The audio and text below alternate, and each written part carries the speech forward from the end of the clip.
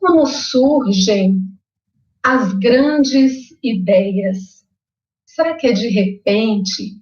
Será que é de súbito que elas aparecem em meio à humanidade? Ou será que elas vão surgindo aos poucos, devagar, se adaptando, sem causar tanto impacto às mentes humanas, né? Será que é preciso preparar o terreno para que elas se estabeleçam, né? A razão nos diz que é assim, que elas surgem aos poucos, elas não surgem de repente.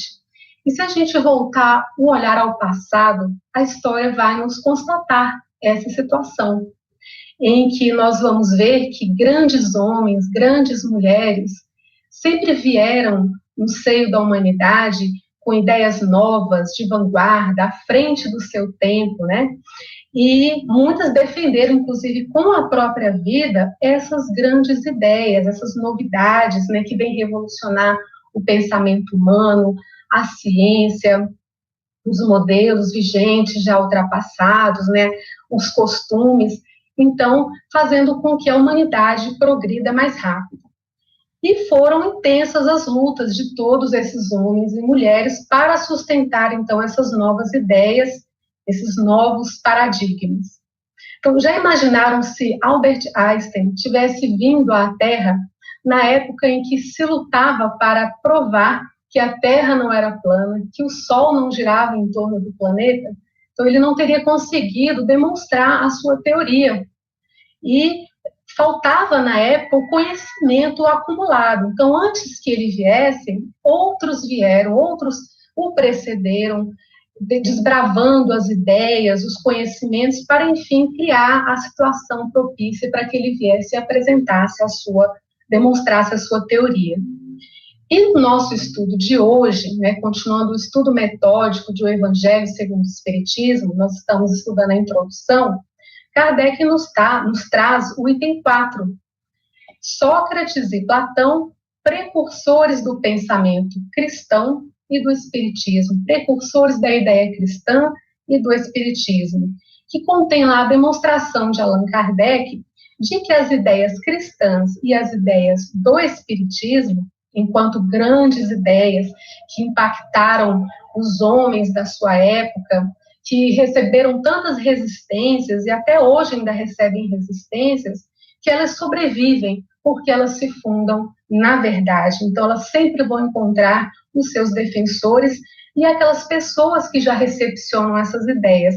Porque nós vamos encontrar lá no passado aqueles que já trouxeram essas ideias, que pressentiram essas ideias e prepararam todo o caminho para que, enfim, essas ideias fossem recepcionadas pela humanidade.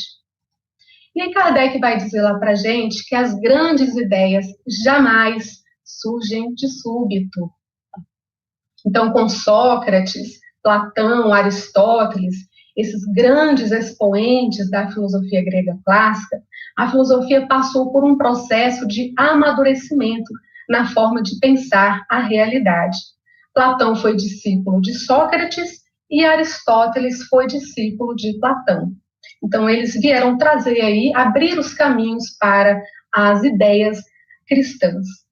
Em A Caminho da Luz, uma obra escrita pelo Espírito Emmanuel, pela psicografia de Chico Xavier, ele nos mostra a preocupação de Jesus, o governador do nosso planeta, em enviar os seus emissários a fim de fazer florescer as ideias que iriam preparar o terreno para a sua vinda entre nós.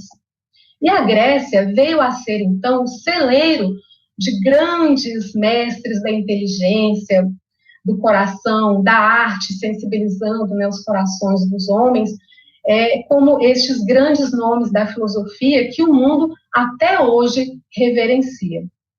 E o extraordinário Sócrates, assim se expressa Emmanuel, ele veio coroar essa pleiade de espíritos enviados à Grécia, a ponto de, em algumas situações, né, vejam bem, aproximar-se mesmo da própria exemplificação de Jesus, tamanha grandeza desse espírito.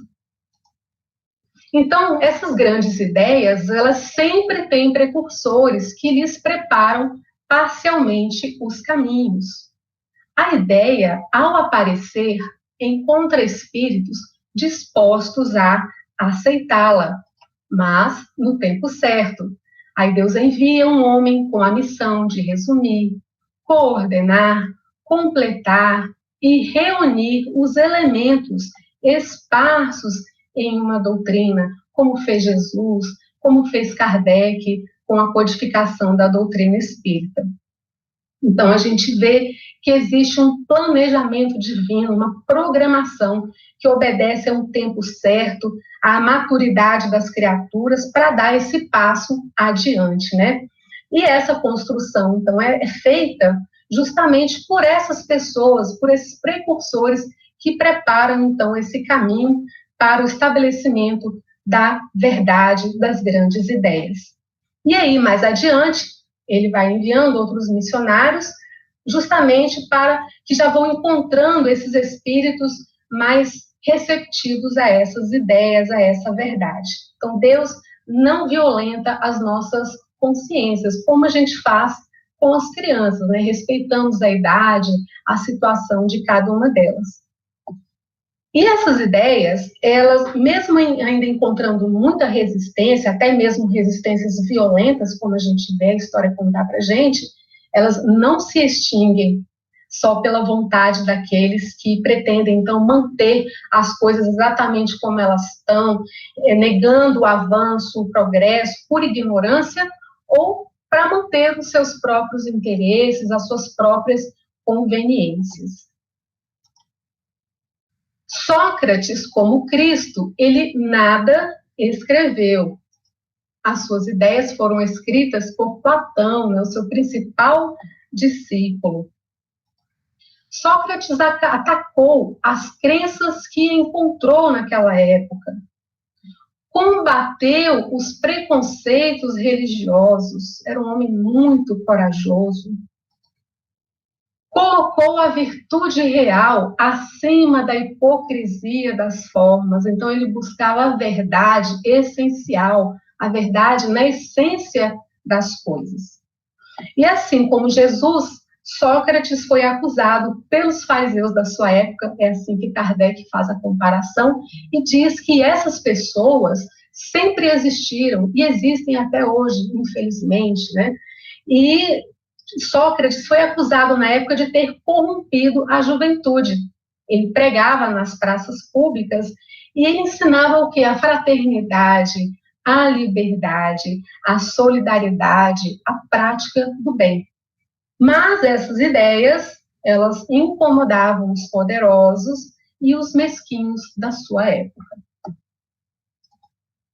E a ideia cristã, portanto, foi pressentida muitos séculos antes de Jesus e dos essênios, tendo por principais precursores Sócrates e Platão. Então, como a gente viu na semana passada com a Jamila, não seria correto imaginar que Jesus, Espírito puro, que é o nosso guia e modelo, deduziu a sua doutrina porque conheceu os essênios.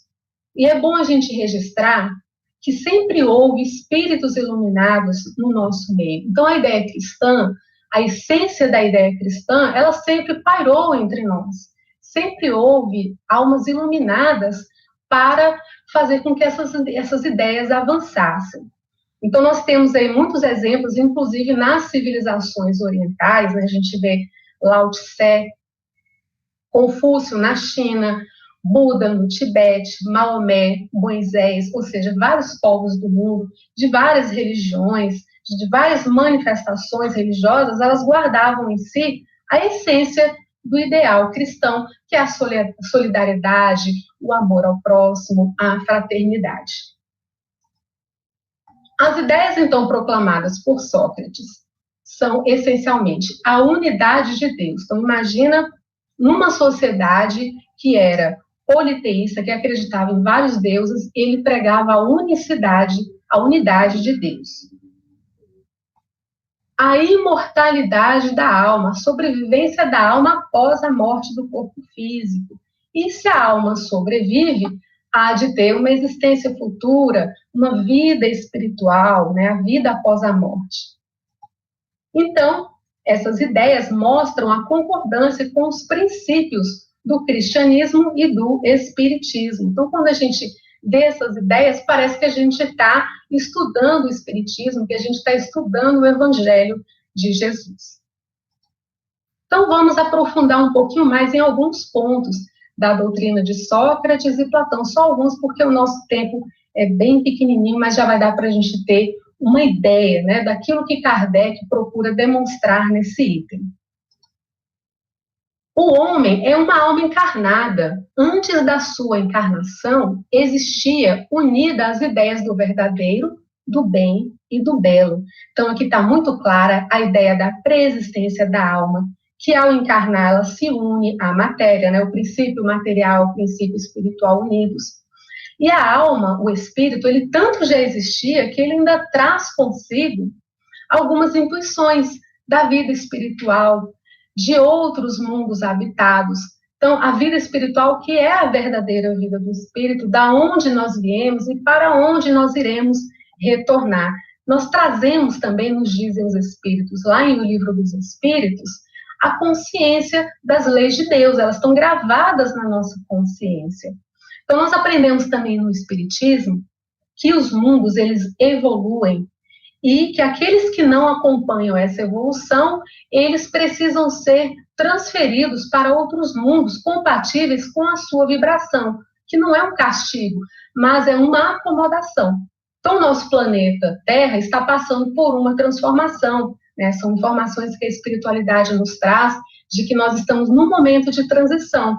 Então, aqueles que não se ajustarem à nova condição do planeta, esses espíritos serão, então, encaminhados, recambiados para planetas compatíveis com a sua vibração. Em A Caminho da Luz, Emmanuel nos conta lá a saga dos exilados de Capela, que vieram para a Terra, porque não conseguiram alcançar a evolução do seu planeta, outros que vieram para auxiliar também nessa jornada, para que o nosso planeta também pudesse progredir. Desde que a alma é imortal, não será prudente viver visando a eternidade?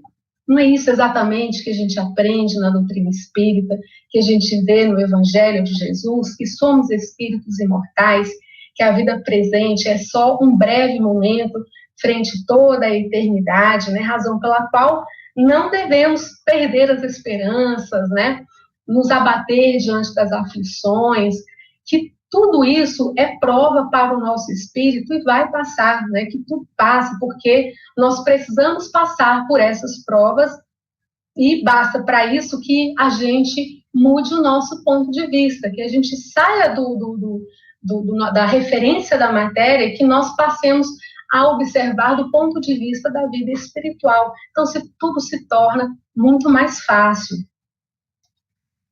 Se a alma é imaterial, diz lá Sócrates e Platão, tem de passar, após essa vida, a um mundo igualmente invisível e material.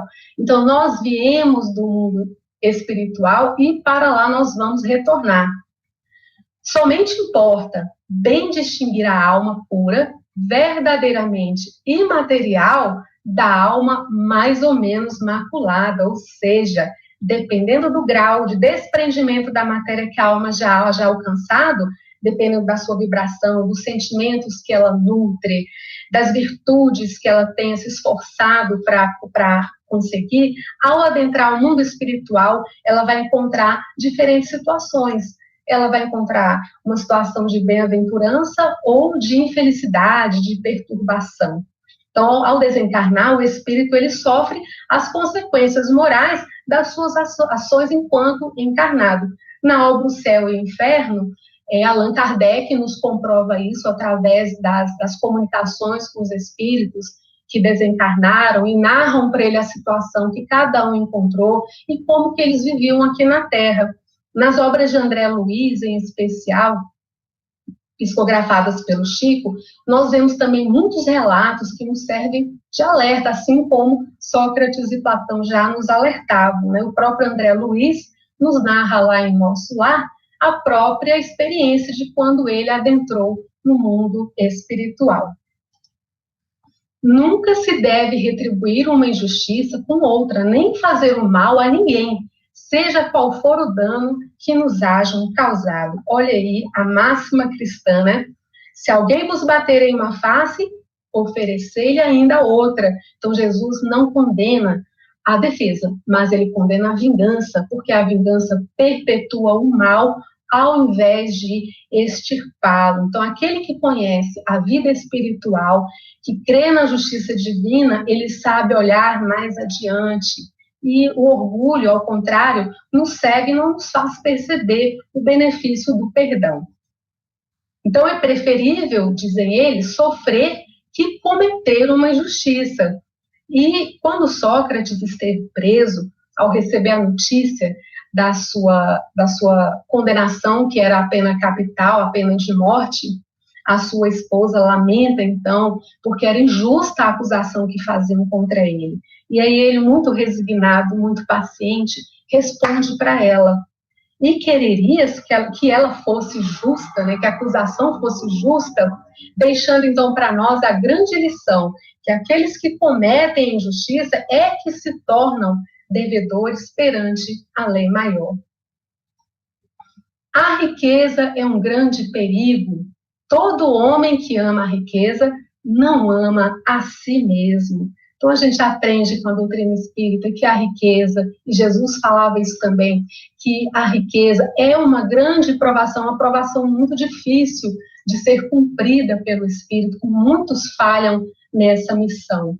Então, onde nós estamos colocando o nosso coração? Nos tesouros materiais ou naqueles valores que vão elevar o nosso espírito, né? Então, o Espiritismo vem nos trazer, resgatando os ensinos de Jesus, qual deve ser o uso providencial da riqueza. Então, aquele que a possui é depositário de Deus e prestará contas, né, do bom ou do mau uso que tem feito, né? Então, a riqueza não é para satisfação egoística, né, que faz com que o nosso espírito se escravize ao invés de se libertar. É disposição natural em todos nós a percebermos muito menos dos nossos defeitos do que dos de outrem. Então, será que isso tem alguma coisa a ver com a gente? Será que a gente ainda possui esse vício de olhar os defeitos alheios e esquecer de olhar os nossos próprios? E Jesus também nos chamou a atenção para esse vício humano de ver o cisco no olho do vizinho, mas não enxergar a trave que está no próprio olho. Então, aqui o nosso amigo está muito preocupado, né, pega uma lupa para olhar bem aquilo que está fora dele, né? E com esse objeto aí, né, parece um lápis aí, bem ajeitado nos olhos dele, uma imagem bem forte para que a gente perceba o absurdo da situação. E aí o Evangelho nos convida, então, a nos transportarmos para fora de nós mesmos e nos observarmos e tirarmos as nossas próprias conclusões. O que será que a gente vai enxergar, né? Se a gente fizer esse exercício, que é um exercício de autoconhecimento, né? Então, quando eu admito os meus defeitos, eu olho para mim mesmo, vejo as minhas limitações, ao invés de escondê-las, né, de camuflá-las, de parecer ser quem eu não sou, eu começo essa jornada do autoconhecimento. E assim disse o sábio Sócrates: ajuizado serás, não supondo que sabes o que ignoras. Então, sábio é aquele que sabe que não sabe. Será que isso é apologia à ignorância? De forma nenhuma, porque ele quer dizer que aquele que assim pensa, que assim age, ele está em constante busca da verdade, ele não se contenta com ilusões, ele está sempre procurando conhecer mais. Era um método usado por Sócrates. Sócrates perguntava, questionava, e fazia com que as pessoas descobrissem por elas mesmas a verdade e a resposta às perguntas, né? Então, é uma postura de quem sabe que precisa muito refletir, muito meditar e muito descobrir. A morte de Sócrates, então, por haver professado esses princípios, Sócrates, como Cristo, foi condenado à morte dos criminosos, foi perseguido e muito humilhado. Foi obrigado a beber cicuta, um veneno letal, né, sendo vítima do fanatismo existente. as grandes verdades, portanto, levantando contra si os interesses e os preconceitos que elas ferem, não se podem firmar sem luta e sem mártires, que possamos nós também, minhas irmãs e meus irmãos, sustentar corajosamente nas nossas atitudes da nossa vida todas essas verdades que nós acreditamos, que nós professamos, nos lembrando sempre desses abnegados espíritos, graças aos quais nós aqui estamos livremente estudando, discutindo todas essas ideias como irmãos e aproveitando todas essas lições que eles nos legaram. Que Deus nos abençoe hoje e sempre.